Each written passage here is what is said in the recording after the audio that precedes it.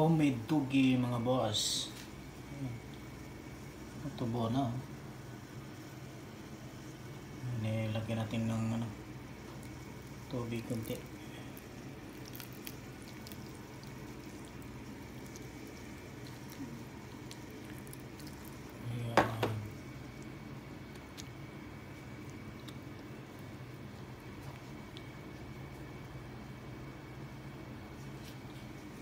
Tatabi natin ulit.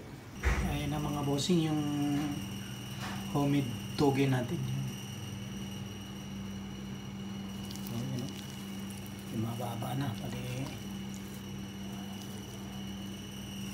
2 days din natin siya pinatubo.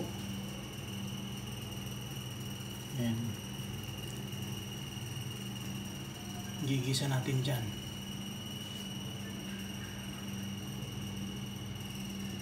Ayan, tanggalin natin yung mga balat niya. Iwan natin yung sprout. Hinugasan natin.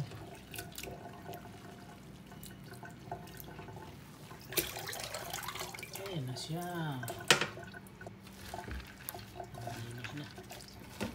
Bigisa na natin to. Ayan.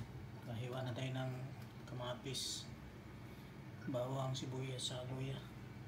Igisa na natin sa isdang tanga. Ayan. Let's go. Ayan, painit na tayo ng kuwali. Haluan natin yung isda, yung pritong tambakol. Ayan, mainit na to. Lagyan na natin tong olive oil.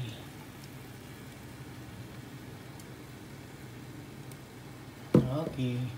Ayan lang, nilagay na natin yung mga sangkap mga bossing.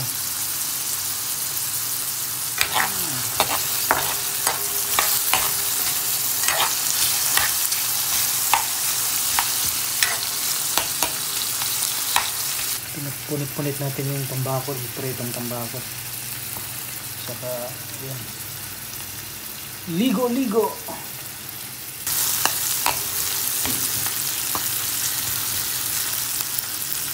Yan, pwede natin ilagay itong sabaw mo na ng sardinas. Yan. Tapos ito.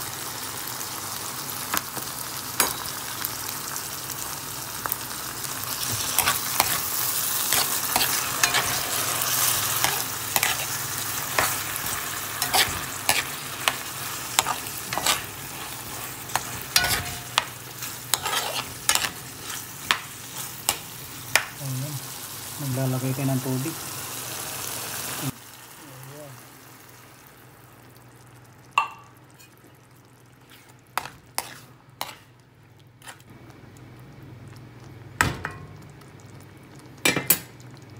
Kunting pakulo lang at ilalagay na natin yung toge natin.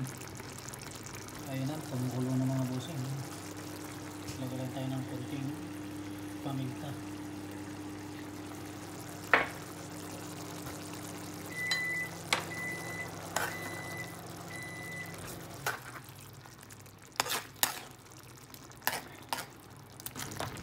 So, ilalagay na natin yung tugi.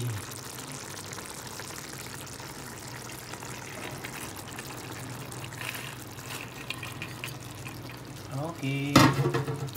Halo-halo lang. Kunting halo-halo lang.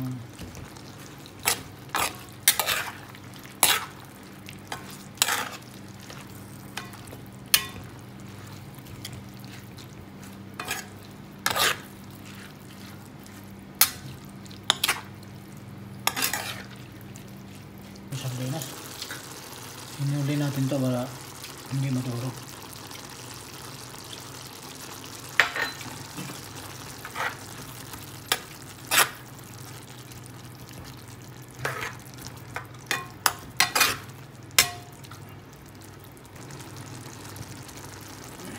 Okay. Luto na mga busing yung toge natin na may sardinas.